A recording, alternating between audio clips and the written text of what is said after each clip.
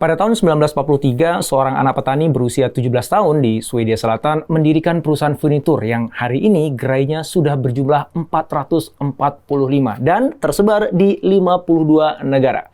Anak itu bernama Ingvar Kamprad dan perusahaan itu disebut dengan IKEA.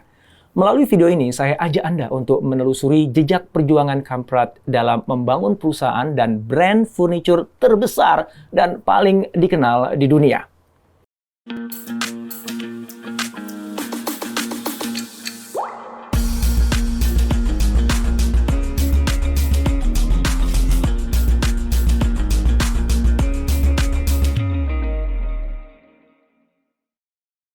Kita awali kisah ini dari pendirian IKEA oleh Ingvar Kamprad dan peran Gillis Landgren, seorang karyawan yang idenya membuat IKEA jadi sehebat sekarang. Lanjut, kita kaji apa saja strategi dan inovasi IKEA termasuk ketika melakukan transformasi digital. Lalu, kita cari tahu bagaimana IKEA bersikap terhadap isu lingkungan dan ketika harus menyesuaikan diri dengan budaya setiap negara. Terakhir, kita ulas 5 pelajaran yang bisa kita petik dari kisah sukses IKEA.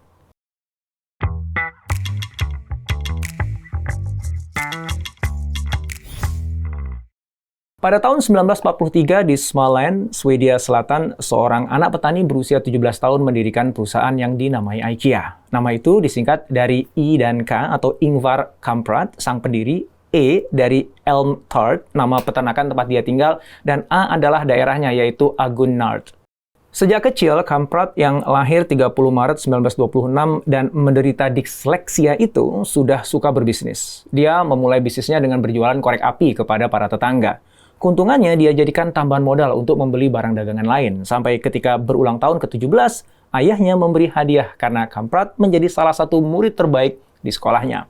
Hadiah itu kemudian dia jadikan tambahan modal untuk mendirikan IKEA dan menambah jenis barang yang dijual seperti jam, perhiasan, serta barang lainnya. Ketika orderan semakin banyak, Kamprad mulai menerapkan sistem mail order dan memperkerjakan pengirim susu lokal untuk mengirim produk ke pelanggan.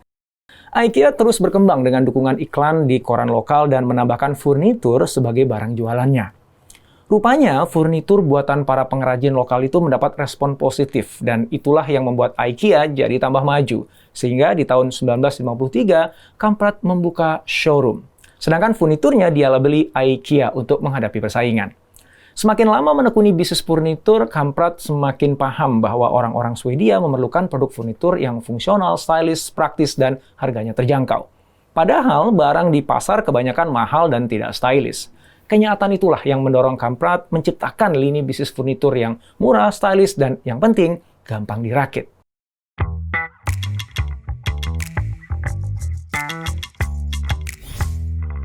Ide membuat produk furnitur yang bisa dirakit sebenarnya berawal dari pemikiran karyawannya yang bernama Gillis Landgren. Suatu waktu, Landgren kesulitan ketika harus memasukkan meja ke bagasi mobilnya. Kemudian dia berpikir, alangkah mudahnya kalau kaki-kaki meja itu bisa dilepas dan nanti dipasang lagi ketika tiba di lokasi. Nah, ide Landgren itulah yang menginspirasi Kamprad untuk mengembangkan konsep furnitur flat pack ala IKEA dengan mendesain furnitur yang mudah dirakit pembeli. Konsep produk ini meringankan biaya pengiriman karena kemasannya datar, sehingga lebih bisa diangkut dalam jumlah yang banyak. Selain itu, kemasan datar juga membuat penyimpanan di gudang jadi lebih efisien. Itulah inovasi yang menjadi game changer dalam industri furnitur dan membedakan IKEA dari para pesaingnya. Sejak itu, Gillis Landgren menjadi perancang dan pengembang produk. Dia bertanggung jawab menciptakan produk ikonik seperti sofa Klippan dan juga meja Loved. Filosofi desainnya didasarkan pada nilai kesederhanaan dan fungsionalitas yang membuat produknya sekarang populer di seluruh dunia. Landgren juga berperan mengembangkan desain dan tata letak gerai khas IKEA. Gerai dirancang dengan layout yang membuat setiap pengunjung harus berkeliling dan melihat-lihat sambil membayangkan ruang makan atau kamar tidur impian mereka. Layout itu jelas berbeda dari desain toko furnitur tradisional karena membuat para pelanggan IKEA bisa menikmati pengalaman berbelanja yang unik.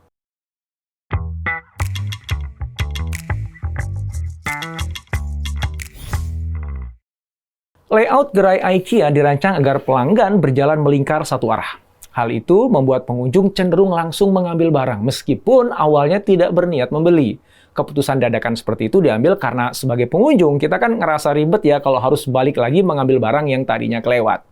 Dr. A.K. Pradeep, seorang neuromarketer dan penulis buku The Buying Brain, menjelaskan fenomena tersebut. Menurutnya, tata letak toko IKEA memicu pikiran bawah sadar pengunjung yang kagum terhadap furnitur yang ditata secara natural. Kekaguman itulah yang memicu pengunjung untuk kemudian berbelanja. Pradeep mengatakan, toko yang bagus akan memberi Anda rasa nyaman dan akrab, dan juga akan memberikan sensasi kesenangan saat menemukan sesuatu. Saat itulah retail berubah menjadi sarana terapi yang menyenangkan. Apalagi IKEA juga dilengkapi fasilitas bermain anak, restoran, serta bistro dan Swedish food market.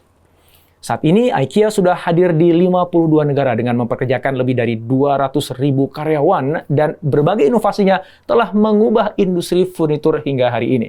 Itulah sukses yang berawal dari visi dan tekad seorang wirausahawan muda yang berani mengambil risiko dan berpikir di luar kebiasaan. Kamprad memang selalu berinovasi, termasuk sewaktu para pemasok barang memboikot dan tidak mau lagi memasok produk-produk murah ke IKEA.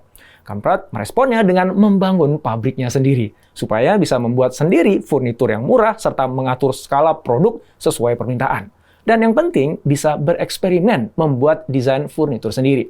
Suatu hari, Kamprad mengunjungi pemasok furnitur di Denmark. Di situ dia melihat mesin pengebor lubang yang memudahkan pekerja merakit mebel, sehingga pemasok bisa berproduksi lebih cepat dan efisien.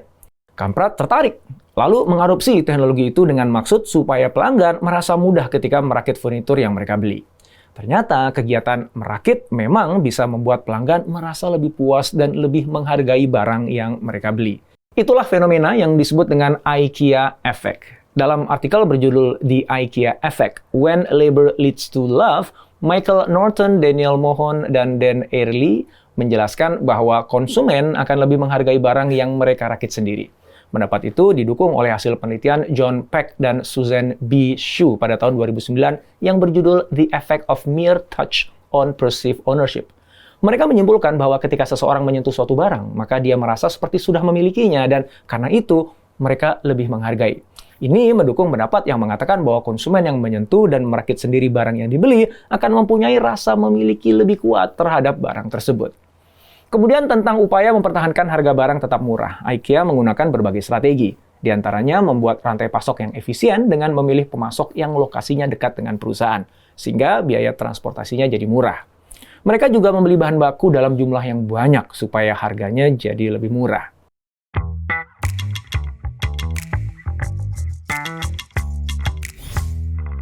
Supaya bisa terus berinovasi, IKEA membangun laboratorium inovasi bernama Space 10 IKEA di Copenhagen.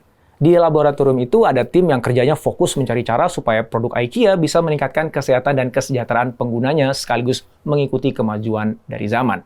Lahirlah misalnya produk canggih smart lighting yang dikendalikan remote atau aplikasi.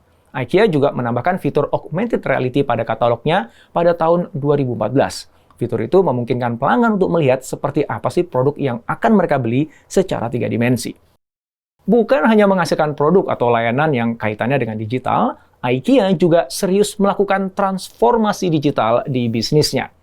Terkait itu, Barbara Martin Coppola, CDO IKEA Retail, mengatakan bahwa transformasi digital yang dilakukan IKEA bukanlah tujuan dari transformasi itu sendiri.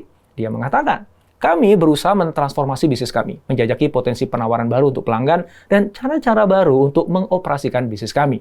Untuk bisa sukses, teknologi digital harus ditanamkan ke dalam setiap aspek di IKEA. Digital mempengaruhi cara bekerja, membuat keputusan, dan mengelola perusahaan.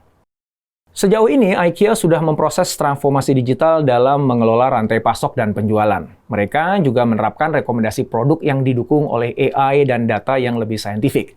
Hasilnya, nilai pesanan rata-rata di seluruh dunia meningkat 2%, termasuk ketika pandemi masih berlangsung. Melalui websitenya, IKEA menyediakan berbagai informasi seperti petunjuk perakitan dan ulasan produk, serta menawarkan berbagai layanan pengiriman kepada pelanggan. Transformasi digital telah terbukti membantu IKEA tumbuh secara berkelanjutan.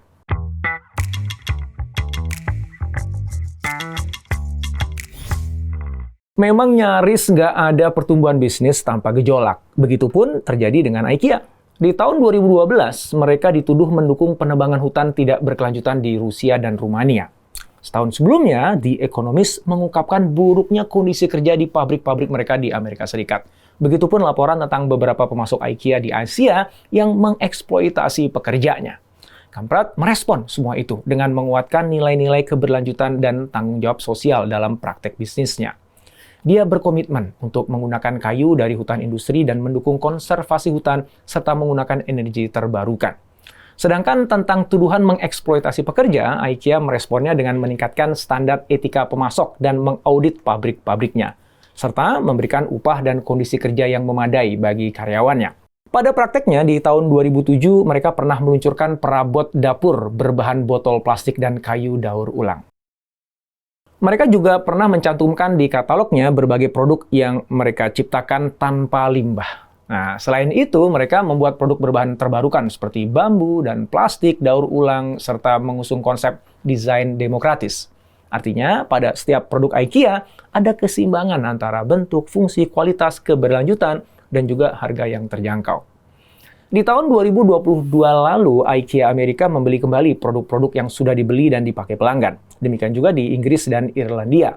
Mereka membeli kembali barang well-used dengan harga 30% dan juga 50% untuk barang-barang yang masuk kategori gently used.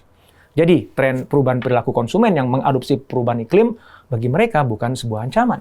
Itulah sebabnya menerima kembali produk lama bagi IKEA bukan beban, melainkan sebuah peluang bisnis baru.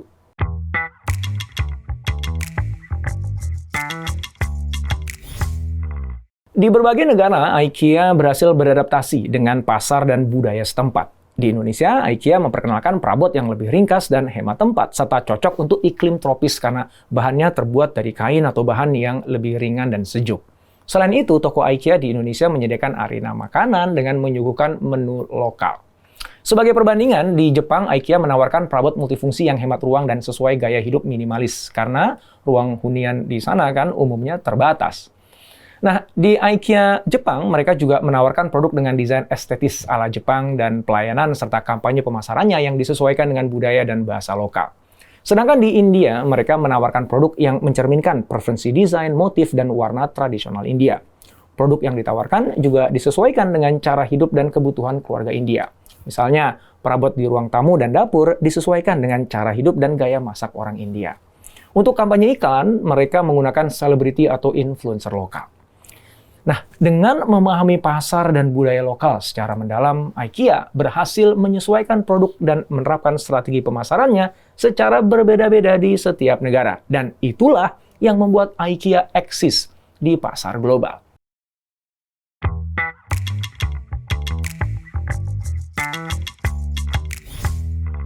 Ada 5 pelajaran penting yang dapat kita petik dari kesuksesan IKEA. Pertama, fokus pada kebutuhan pelanggan. Kesuksesan IKEA dicapai berkat kemampuannya memahami keinginan pelanggan untuk mendapatkan furnitur yang terjangkau dan fungsional. Lalu, mereka pun merancangnya.